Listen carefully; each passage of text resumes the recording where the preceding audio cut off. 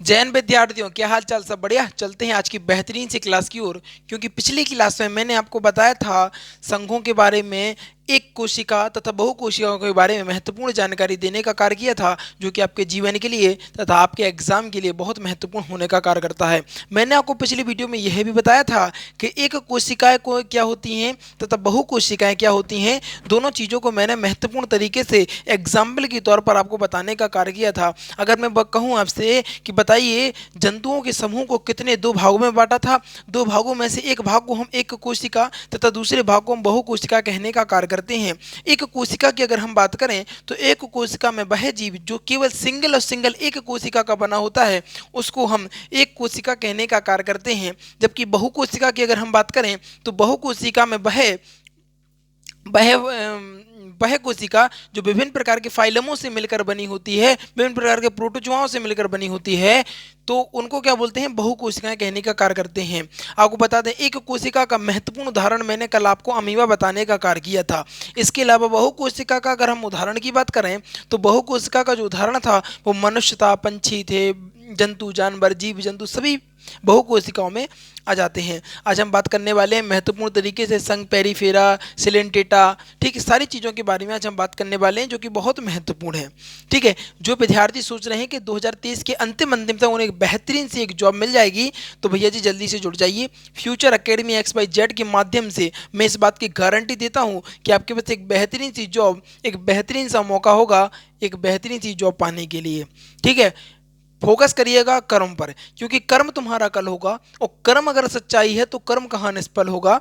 हर एक संकट का हल होगा, आज नहीं तो कल होगा। लोहा जितना तपता है उतनी ही ताकत भरता है, सोने को जितनी आग लगे वो उतना खूब निखरता है, और हीरे में जितनी धार लगे वो उतना खूब चमकता है, और मिट्टी का बर्तन पकता है तब धुन पर खूब खनकता है। यदि आप सूरज जैसा बनना है ना, जो लोग कहते हैं ना कि सूरज जैसा चमकना है, तो ध्यान रखिएगा, सूरज जैसा बनना है तो सूरज जितना जलना होगा, और नदियों सा आदर पाना है तो पर्वत छोड़ निकलना होगा। और साहब हम तो आदम के बेटे हैं, क्यों सोचें राह सरल होगा। कुछ वक्त लगेगा पर संघर्ष जरूर सफल होगा, हर एक संकट का हल होगा, आज नहीं तो कल होगा। किस प्रकार की रही पंक्तियां, अंदर से मोटिवेशनल होते हुए वीडियो को देखिएगा और रेगुलरिटी मेंटेन रखिएगा। गारंटी रहेगी 2023 के अंतिम तक आपके पास एक बेहतरीन सी जॉब का सुनहरा सा मौका होगा, बशर्ते आप रेगुलरिटी मेंटेन रखेंगे। चलते हैं अपने टॉपिक की ओर। आज का टॉपिक कितना महत्वपूर्ण है आप स्वयं समझ सकते हैं। अगर हम बात करें संघ पेरिफेरा, संघ, अगर हम संघ बात करें संघ पेरिफेरा की, तो पोरिफेरा की अगर बात करें तो संघ पोरिफेरा में क्या होता है, इसमें क्या होता है, इसमें कोशिकाएं अधिक होती हैं। क्या होती हैं? इसमें कोशिकाएं अधिक होती हैं, अर्थात यह बहु कोशिकाएं होती हैं। क्या होती हैं? बहुत बहु कोशिकीय होते हैं, किंतु कोशिकाएं आपस में जुड़कर ऊतक या अंगों का निर्माण नहीं करती हैं। नोटेड योर पॉइंट भैया जी, यहाँ पर लिखा है संघ पोरिफेरा में कि वह कोशिकाएं जो अधिक कोशिकाओं से मिलकर तो बनी होती हैं, ठीक है, और उनको बहुकोशिकाएं भी कहते हैं, किंतु यह कोशिका आपस में जुड़कर ऊतक या अंगों का निर्माण नहीं करती हैं। इन जीवों के शरीर शरीर में क्या होते हैं? असंख्य छिद्र होते हैं। क्या होते हैं? इन जीवों के शरीर में असंख्य छिद्र होते हैं। क्या होते हैं? असंख्य छिद्र होने का कार्य करते हैं। थोड़ा सा आप लोग समझिएगा और क्लियर रखिएगा अपने दिमाग में सारी चीज़ों को महत्वपूर्ण तरीके से, क्योंकि बहुत महत्वपूर्ण हो जाती हैं चीज़ें भैया जी। क्या बहुत महत्वपूर्ण हो जाती हैं चीज़ें। इसके अलावा मैं बता दूं आपको संघ सिलेंटेटा के बारे में, तो समझिए संघ सिलेंटेटा आखिर होता क्या है। अगर हम बात करें संघ सिलेंटेटा की, तो संघ सिलेंटेटा में प्रमुख रूप से मैं चित्र में के माध्यम से आपको बताने का कार्य कर रहा हूं। अगर हम बात करें सिलेंटेटा की, संघ सिलेंटेटा की बात करें तो इस संघ में ही पहली बार ऊतक का निर्माण हुआ था। कौन सी संघ में सबसे पहले ऊतक का निर्माण हुआ था? एग्जामिनर 2023, आपको बता दें 2018 2017 के एग्जाम में पूछा हुआ महत्वपूर्ण क्वेश्चन है। बहुत महत्वपूर्ण क्वेश्चन है भैया जी। यदि आप पढ़ते हैं तो भैया जॉब तो आपकी पक्की है, जीवन भी आपका बेहतरीन होगा 101%। ठीक है ना, ध्यान रखिएगा। तो समझिए, अगर वह बात करता है कि इस संघ में पहली बार ऊतक का निर्माण हुआ था, किस संघ में हुआ था सबसे पहले ऊतक का निर्माण? कहना सर संघ सिलेंटेटा में। किस में? कहना सर संघ सिलेंटेटा में सबसे पहले ऊतकों का निर्माण हुआ था। अगर हम बात कर लेते हैं, ध्यान रखिएगा, मैं बार बार इसलिए बता रहा हूं कि ये बहुत महत्वपूर्ण क्वेश्चन है, एग्जाम में बहुत ज़्यादा आया हुआ है। बात करें अगर हम कि पहली बार ऊतकों का निर्माण किस संघ में हुआ था, तो कहना सर पहली बार ऊतकों का जो निर्माण है वो कहीं ना कहीं संघ सिलेंटेटा में होने का कार्य कर रहा था। क्लियर। आगे बात करते हैं कि आप समझिएगा, निर्माण हुआ इन इन जीवों के मुख से क्या होता है, धागे नुमा संरचना। क्या इन जीवों के मुख से धागे नुमा संरचना निकली होती है, जो कि भोजन को पकड़ने का कार्य करती है। उदाहरण के तौर पर आपके पास हाइड्रा, जेलीफिश, मूंगा महत्वपूर्ण उदाहरण है। कहना सर मैंने तो जेलीफिश कभी देखी ही ना है। देखो भैया जी, हाइड्रा हो गया, जेलीफिश हो गया, आपको बता दें इतने ज़्यादा समुद्र की गहराई के इतने नीचे रहती हैं ये चीज़ें, इतने नीचे रहती हैं। अगर आपको बिना सूट के, बिना प्रोटेक्शन के, बिना किसी सूट वगैरह के आपको अगर उतनी जगह पर लाया जाए ना, पहुंचा दिया जाए ना, वहाँ जाकर छोड़ दिया जाए ना, तो आपके शरीर के चिथड़े चिथड़े उड़ जाएंगे। इतना ज़्यादा हाई प्रेशर रहता है, इतना ज़्यादा। आपको एक उदाहरण के तौर पर मैं बताना चाहूँगा, मान लो आप एक बिल्डिंग ऊंचे हो, ये मान लो एक बिल्डिंग है, ठीक है, और एक बिल्डिंग ऊंचे यहाँ से कूद कर आप ज़मीन पर कूद देते हैं, ठीक है। ये बिल्डिंग है, समझो थोड़ा सा क्लियर हो जाए जिससे कि आपको ये समझो, ये बिल्डिंग है, ये आपकी समझ लो 3 मंजिल 4 मंजिल बिल्डिंग है, और यहाँ पर एक व्यक्ति खड़ा हुआ है और यहाँ से वह कूदता है जमीन पर। समझिएगा, जमीन पर जैसे ही कूदता है तो शायद ही तो है, तो बचना तो है नहीं उसको, लेकिन चोट के मुकाबले के अगर हम यहाँ पर पानी भर दें, समझिएगा दोनों चीजें महत्वपूर्ण तरीके से। ये 4 मंजिल की इमारत है, इमारत पे एक व्यक्ति बैठा हुआ है और वहां से कूदता है, कूदने के बाद वह जमीन पर गिरता है, जमीन पर गिरता है, समझिएगा एक बार। और इसके अलावा यहाँ पर हम एक क्या बना दें, स्विमिंग पूल बना दें, एक तालाब बना दें बड़ा सा, और इसके 4 मंजिल ऊंचे से अगर उसको खुदाएं तो विद्यार्थियों आपको बता दें जो चोट होगी वो जमीन के मुकाबले पानी में और अधिक लगेगी। बहुत सारे लोगों का कहना है, बहुत सारे लोग कहते हैं कि भैया पानी में गिरने से लगती नहीं है, जबकि मैं आपको बता दूं बेहतरीन तरीके से समझिएगा, उतना ही मिथ है ये जैसा लोगों का कहना है कि नहीं आगे में जलने से ज़्यादा जलते हैं। भैया आगे से ज़्यादा नहीं जलते हैं, जो भाप निकलती है ना आगे के साथ, आपने देखा होगा कुकर में, कुकर होता है ना जो सीटी वगैरह लगाते हैं बल्लू, तो उसकी जब जो कुकर की सीटी खुलती है तो उसमें क्या निकलती है, भाप निकलती है। अगर आप रोटी जब फूलती है तो उससे जो भाप निकलती है, कुकर जो निकलता है उससे जो भाप निकलती है, वो कहीं ना कहीं बहुत ज़्यादा, अगर आप उससे चिकते हैं तो कहीं ना कहीं बहुत ज़्यादा जलन होती है, जबकि नॉर्मल जलने के मुकाबले में क्या, जैसे मान लो को पन्नी वगैरह चिपक जाएगी तो उतनी जलन नहीं होगी, लेकिन रोटी की जो भाप निकलती है ना उससे चिक जाओगे तो कहीं ना कहीं आपको जलन की मात्रा अधिक होगी। उसी प्रकार अगर हम पानी की बात करें तो यदि उतनी ही हमें मात्रा में लगेगी जितनी जमीन में लगती है, और उतनी ही हमें पानी में गिरने पर भी हमें उतनी ही लगेगी चोट। आपको बता दें कभी कभी आपने देखा होगा, होली में तो देखा ही होगा, होली में क्या होते हैं, गुब्बारे देखे आप लोगों ने, गुब्बारों में कलर भरते और कलर भर के और पिट्टी पे पटाख, कभी कभी तो इतनी तेज लग जाती भाई साहब, इतनी तेज गुस्सा आ जाता कि इसके तो थूपड़ा फूट दो, है ना।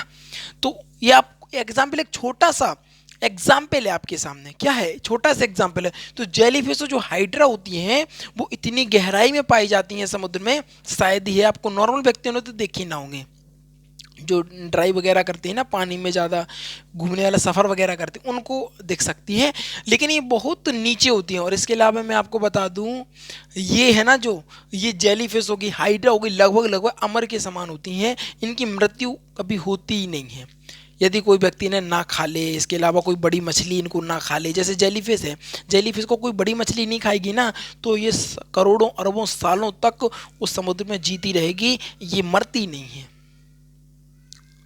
समझ में आई, ये कभी मरती नहीं है। और आपको बता दें हाइड्रा में भी अगर हम बात करें तो हाइड्रा भी बहुत गहराई में पाया जाता है, पानी की बहुत गहराई में पाया जाने वाला होता है, और ये भी आपको बता दें लगभग अमर के समान ही हैं। अगर इसको कोई हानि या कोई कोई खाता कोई मछली वगैरह बड़ी मछली नहीं खाती है, तो ये भी हमारा है। इसमें पता है कोशिका विभाजन अत्यधिक मात्रा में होता है, मैं अभी बताऊंगा। मैं पिछली वीडियो में बता चुका हूं आपको कि कोशिका विभाजन जो होता है वो दो भागों में बांट जाता है, जिसका एक मदर सेल कहलाता है, एक डॉटर सेल कहलाता है। सभी चीज़ों को मैं विशेष रूप से फाउंडेशन तरीके से डिटेल में बता चुका हूँ। जिन विद्यार्थियों ने नहीं देखा है जाइए प्ले लिस्ट में जाकर देखिए, सारी चीज़ें बेहतरीन तरीके से मैंने मेंशन करी हुई हैं। तो यहाँ पर आपको समझ आ गया होगा, हाइड्रा हो गया, जेलीफिश हो गया, मूंगा हो गया, महत्वपूर्ण उदाहरण हो गया। संघ प्लेट्राहेमिस्थ्रीज यानी कृमि की बात कर लें सीधा, संघ कृमि की बात करें तो इस संघ के जीव का जो शरीर होता है वो चपटा होता है, और फीते के समान होता है। फीते के जननांग एक ही में रहते हैं। इनमें पाचन तंत्र विकसित नहीं होता है। इनमें अति उच्च प्रजनन देखने को मिलता है। समझिए फीता कृमि क्या होता है।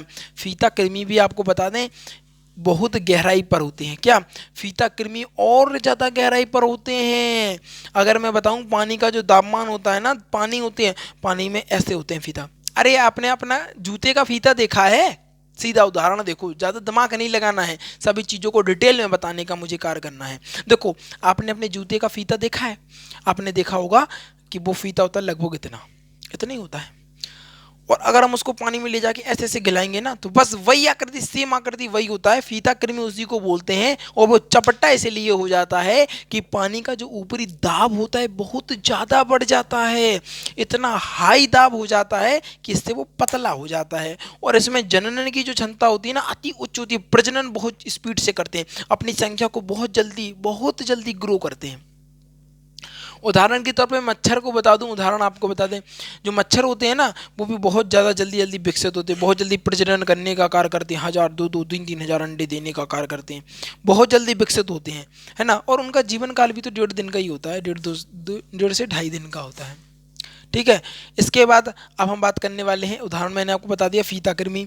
इसके बाद अब हम बात करेंगे संघ एस्क्लेमिथीज। ठीक है ना। इसके अलावा इस संघ में क्या होता है, इस संघ के जो जीव होते हैं, जीव का शरीर बेलनाकार होता है। कैसा होता है? बेलनाकार, अखंडित होता है। ये जीव एक लिंगी होते हैं। एग्जाम्पल के तौर पर बात करें तो गोल कृमि। ठीक है, नोट में देखिएगा फाइलेरिया नामक, देखो बहुत महत्वपूर्ण है विद्यार्थियों, यहाँ पर लिख लीजिएगा, वेरी वेरी इंपॉर्टेंट। आपको बता दें आरआरबी में आया ये क्वेश्चन, एमटीएस में, इसके अलावा आपको बना आरपीएफ में, ये विशेष रूप से एग्जामों में आपको देखने को मिला। और आप बता दूं फाइलेरिया बीमारी जो होती है बुचेरिया गोल कृमि के कारण होती है। जब मैंने बीमारियां पढ़ाई थी तब मैंने विशेष रूप से सभी चीज़ों के बारे में आपको बताने का कार्य किया था।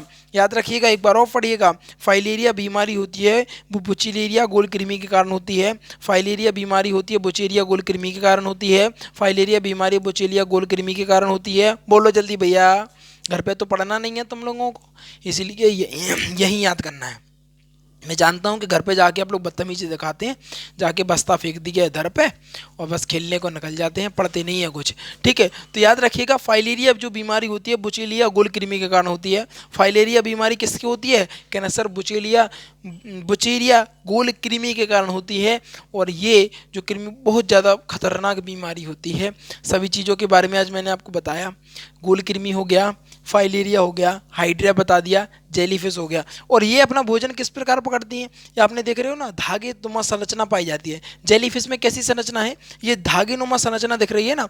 तो आपने देखा वो वाला सीरियल देखा है जब महाभारत वो क्या बोलते हैं रामायण में हनुमान जी निकलते हैं ना, उसकी हनुमान जी की छाया को पकड़ लेते, इसी प्रकार ये वाली जेलीफिश होती हैं। ये जेलीफिश क्या करती हैं? इन धागों की सहायता से किसी भी चीज़ को पकड़ लेती हैं और पकड़ने के बाद ये धीमे धीमे उनको खाने का कार्य करती हैं।